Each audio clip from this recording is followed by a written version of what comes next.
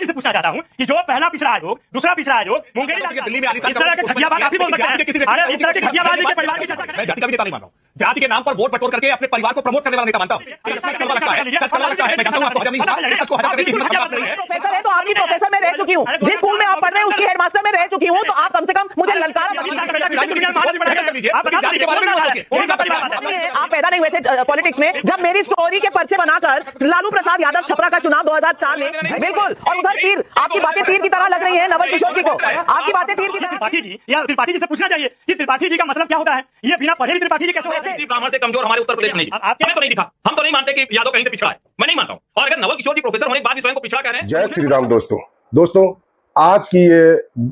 आज की डिबेट होने जा रही है टाइम्स नाउ नवभारत पर, और डिबेट हो रही है जातियों के आरक्षण और परिवारवाद को लेकर, क्योंकि जैसे जैसे बिहार के चुनाव नजदीक आ रहे हैं वैसे वैसे पॉलिटिकल पार्टियां जातियों का समीकरण बिठाने पर लग गई है, क्योंकि यूपी और बिहार का चुनाव ज्यादातर जातियों पर ही आधारित चुनाव होता है। डिबेट में भाग ले रहे थे बीजेपी की तरफ से राकेश त्रिपाठी और आरजेडी की तरफ से प्रोफेसर नवल किशोर यादव और राजनीतिक विश्लेषक हर्षवर्धन त्रिपाठी। आरजेडी के प्रवक्ता नवल किशोर यादव बीजेपी पर पिछड़ों का शोषण और अनदेखी व जातिगत राजनीति करने का आरोप लगाते हुए बीजेपी को कटघरे में खड़ा करने की कोशिश कर रहे थे, जिसको लेकर भाजपा प्रवक्ता राकेश त्रिपाठी ने आरजेडी के प्रवक्ता की अच्छी तरीके से बजाते हुए बता दिया कि जातिगत राजनीतिक और परिवारवाद की राजनीति कौन करता है। जैसे ही बीजेपी प्रवक्ता ने लालू और उसके परिवार का जिक्र किया, आरजेडी प्रवक्ता की जबरदस्त तरीके से मिर्ची लग गई और फिर दोनों के बीच जबरदस्त बहस देखने को मिली। पर आरजेडी के प्रवक्ता को बड़े प्यार और प्रेम से धोया राजनीतिक विश्लेषक हर्षवर्धन त्रिपाठी ने लालू और मुलायम सिंह का पूरा इतिहास और भूगोल खोलकर रख दिया, ये बोलते हुए कि यादव जाति कहां से पिछड़ी है, फिर भी वह आरक्षण ले रहे हैं।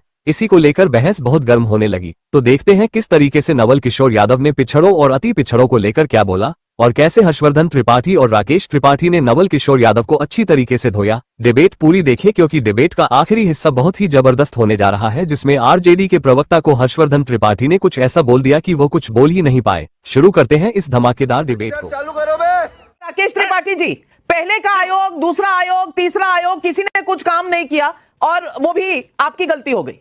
आश्चर्य होता है, पिछड़ा वर्ग आयोग को संवैधानिक दर्जा नरेंद्र मोदी जी देते हैं, लेकिन इसका श्रेय ये नवल किशोर जी देना नहीं चाहते। और नवल किशोर जी कह रहे हैं कि लालू प्रसाद यादव को आपने जाति का नेता मान लिया। मैं जाति का भी नेता नहीं मान रहा हूं, जाति के नाम पर वोट बटोर करके अपने परिवार को प्रमोट करने वाला नेता मानता हूं। तेजस्वी यादव और तेज प्रताप यादव के लिए दिल्ली में आलीशान इस तरह के घटियाबाज आप ही बोल सकते हैं।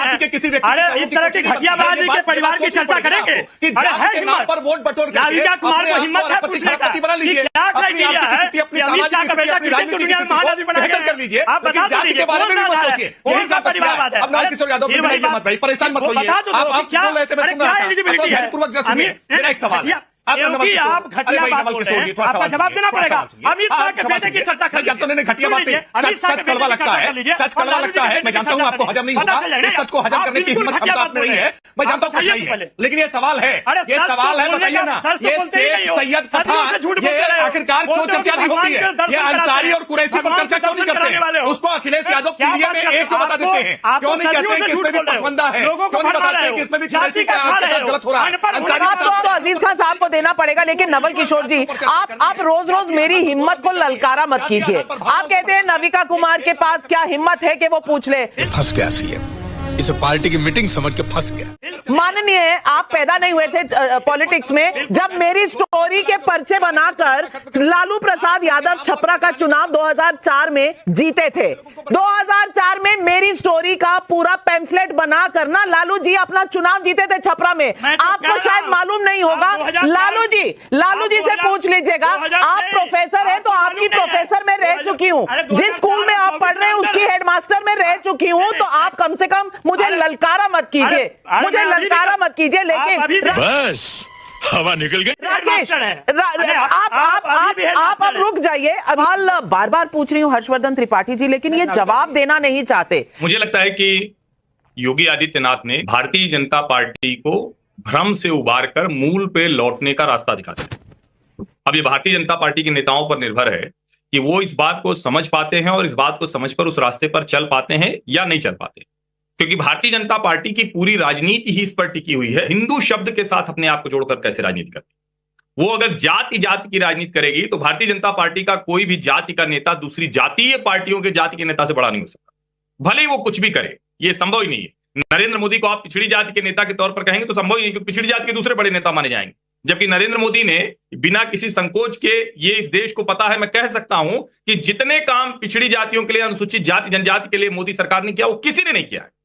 लेकिन इसके बावजूद नरेंद्र मोदी की जो पहचान है वो हिंदू नेता के तौर पर है, हिंदुत्व और डेवलपमेंट, विकास, इसकी राजनीति को लेकर आगे बढ़ते। योगी आदित्यनाथ भी उसी राजनीति को लेकर आगे बढ़ते। और जब आप हिंदू राजनीति करते हैं तब आप उस जाति विभाजन से लड़ाई लड़ सकते हैं। ये 90 के दशक में मंडल कमंडल की एक राजनीति थी। आज की राजनीति जरा आप सोचिए, और बड़ा आज सुंदर दिन है ये चर्चा करने का। एक तो कल्याण सिंह के बहाने बात हो गई, दूसरा आज भारत बंद एक बुलाया गया था। अब जरा सोचिए कितना हास्यास्पद है। शायद कमरुज्जमा जी ने कहा भाई मुसलमानों का कोई लेना देना नहीं, सच बात है, मुसलमानों का ही नहीं, आज का जो ये आरक्षण वाला पूरा मामला है, इससे न तो अगड़ी जाति हिंदू का लेना देना है, न पिछड़ी जाति हिंदू का लेना देना है, यानी नवल किशोर यादव का लेना देना है, न राकेश त्रिपाठी का लेना देना है, न कमरुज्जमा चौधरी का लेना देना है। लेकिन तीनों इस पे बात करेंगे, और अजीज खान का भी नहीं लेना देना। लेकिन ये चारों नेता बात करेंगे। आज तो सिर्फ और सिर्फ उनसे बिठाना चाहिए। भाई जाटो कह रहा है कि बंद करो, वाल्मीकि कह रहा है क्यों बंद करेंगे भाई, सुबह सुबह उसने जो भी काम करना था उसने किया, वो जहां खड़ा है उसने किया। किरोड़ी लाल मीरा जैसा नेता जो आदिवासी समाज का नेता है, वो कह रहा है कि भाई ये तो सर्वोच्च न्यायालय ने हमें रास्ता दिखाया है, हमारे लिए गाइडिंग लाइट की तरह हो गए कि हम डॉक्टर बन गए, हम विधायक बन गए, हम सांसद बन गए, हम मंत्री बन गए, हमारा भाई अधिकारी बन गया, और बगल में वो जो है पत्थर तोड़ रहा है। यानी जो रिजर्वेशन में सब कैटेगराइजेशन है वो तो करना पड़ेगा और इसको कोई रोक नहीं सकता। यही भ्रम एक समय में अगड़ी जातियों में वो ब्राह्मण ठाकुर नेता हुआ करते थे, उनको लगता था कि हम पिछड़ों का हक नहीं देंगे। आज वही भ्रम कुछ दूसरे नेताओं को है, वो कह रहे हैं कि हम जो अनुसूचित जाति जनजाति में जो नीचे रह गए लोग हैं उनको आरक्षण नहीं लेने देंगे। तो ये कतई किसी तरह से इसमें न मुसलमान का कोई लेना देना है, न हिंदुओं के अगड़ी पिछड़ी जाति के नेताओं का लेना देना है। अगर वो बोल रहे हैं तो झूठ बोल रहे हैं। और इसके बाद आगे मैं कह रहा हूं, इस देश में 75 साल में जो आरक्षण मिला है वो नीचे तक नहीं पहुंच पाया है, उसको तो ठीक करना पड़ेगा। ये हो गई आपकी सामाजिक न्याय की बहस। लेकिन जब आप राजनीति में जाएंगे तो आपको राहुल गांधी, नाविका जी, मेरा यही सवाल है, अगर मुसलमान का लेना देना नहीं पहुंच पाया, बिल्कुल बिल्कुल। और उधर तीर, आपकी बातें तीर की तरह लग रही हैं नवल किशोर जी को, आपकी बातें तीर की तरह दिल पे लग रही हैं नवल किशोर जी के। उनका जो दर्द है वो मैं ही समझ पा रही हूँ, शायद आप समझ भी नहीं पा रहे हैं। नवल किशोर जी, अब आपकी राजनीति का क्या होगा? देखिए, आरक्षण बहुत ही बेहतरीन और संवैधानिक औजार है जातिगत गैर बराबरी को दूर करने के लिए। बाबा साहब अंबेडकर ने भी कहा कि जो समाज धर्म के नाम पे एक है वो जातियों पे अनेक है, बटा हुआ है। ये जो बंटवारा है वो साधारण नहीं है। ये बंटवारा से जो वरदान और अभिशाप भी बटे हुए हैं। कुछ वर्ग है, कुछ जाति है जिसको यह जाति व्यवस्था वरदान लगती है और कुछ को ये अभिशाप लगती है। इस अभिशाप को दूर करने के लिए जब आरक्षण आया, और आरक्षण की आप बात कर रहे हैं तो आप बिल्कुल कह रहे हैं कि इसमें कैटेगराइजेशन की जो बात करी है उससे बीजेपी पीछे नहीं है, बहुत आगे है। वो तो आरक्षण समाप्त भी करना चाहती है। उसके पीछे जो संगठन है जो नागपुर से एक पाठशाला चलाती है, लगातार इस बात को कहती रही है। और आप देखिएगा कि जब जब आरक्षण की बात आती है तो आप कहते हैं कि समाज को बांटा जा रहा है। अरे बटा हुआ तो पहले ही था। ओबीसी में लगभग 3700 जातियां हैं। ये क्या पिछड़ों ने बनाया है? ये क्या दलित ने बनाया है? ये क्या आदिवासी ने बनाया है? जाति बनाया कौन है? ये त्रिपाठी जी, या त्रिपाठी जी से पूछना चाहिए कि त्रिपाठी जी का मतलब क्या होता है। ये बिना पढ़े भी त्रिपाठी जी कैसे हो जाते हैं? वैसे जाति को आप इस्तेमाल कर रहे होंगे। मेरे लिए लालू जी पहले भी रेल मंत्री थे, आज भी मैं उन्हें उसी बात से याद करती हूँ। लेकिन हर्षवर्धन त्रिपाठी जी, ये दर्द का तीर वापस आप पर मारा है नवल किशोर जी ने, जवाब दे दीजिए। आज भी आपको लगता है कि आप आवाज दबा सकते बराबर हैं या दबाते रहे हैं, लेकिन मैं तो पत्रकार हूँ। नवल किशोर जी के आगे लिखा हुआ है। आप तो मानता हूँ पढ़ लिख के ही आए होंगे। मुझे तो इन्होंने कह दिया कि मैं बिना पढ़े लिखे हो गया, फिर भी मैंने आपकी बात मान ली। लेकिन मैं तो ये मानता हूं कि नवल किशोर यादव जी पढ़ लिख के आए, और मुझे कोई यादव किसी ब्राह्मण से कमजोर हमारे उत्तर प्रदेश में नहीं दिखा। हमें तो नहीं दिखा। हम तो नहीं मानते कि यादव कहीं से पिछड़ा है, मैं नहीं मानता हूं। और अगर नवल किशोर जी प्रोफेसर होने के बाद भी स्वयं को पिछड़ा कह रहे हैं तो मुझे तो थोड़ा शर्म आती है इनको पिछड़ा कह। आई होप कि आपको वीडियो पसंद आएगी। वीडियो पसंद आए तो लाइक कीजिए और शेयर कीजिए। जय श्री राम।